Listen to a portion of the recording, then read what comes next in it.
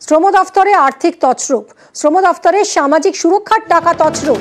আর্থিক তছরূপে অভিযুক্ত শ্রম দফতরের ইন্সপেক্টর।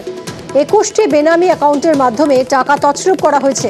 দুর্নীতি শাখার প্রাথমিক তদন্তে 17 কোটি টাকা নয়-ছয়ের অভিযোগ। মালদার একাধিক ব্যক্তিকে শ্রমিক দেখিয়ে আর্থিক তছরূপের অভিযোগ। 18 ডিসেম্বর পর্যন্ত জেল হেফাজতে অভিযুক্ত তপন ঘোষ। উনি ফিকটিশিয়াস অ্যাকাউন্ট করে বিভিন্ন 21টা অ্যাকাউন্ট করে 21 লাখ টাকার ওপর চলে গেছে। বিভিন্ন ওই অ্যাকাউন্ট থেকে ওনার বিভিন্ন নামে বিভিন্ন জয়েন্ট অ্যাকাউন্টে টাকাটা সাইফুন হয়েছে। During the course of the PC period যে আরও 29টা মেমোস, যেটা সামাজিক সুরক্ষা যোজনা আনঅর্গানাইজ সেক্টরে গভর্নমেন্টের যে এড হয়, সেখানে প্রায় 17.81 ক্রোর্সের ওপর মিসঅ্যাপ্রোপ্রিয়েশন হয়েছে। বোথ সাইড শুনে লানেট কোর্ট 18 তারিখ অবধি জেসি দিয়েছেন, 18-12। জামিনে কড়া সুপ্রিম কোর্ট।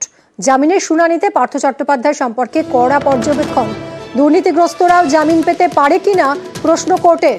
সুপ্রিম কোর্টে পার্থ চট্টোপাধ্যায়ের জামিনের শুনানিতে প্রশ্ন বিচারপতি সূর্যকান্ত উজ্জ্বল ভূঁইয়ার বেঞ্চে। জামিনের শুনানি, জামিন পেতে রাজ্যের বাইরে থাকতেও রাজি পার্থ চট্টোপাধ্যায়।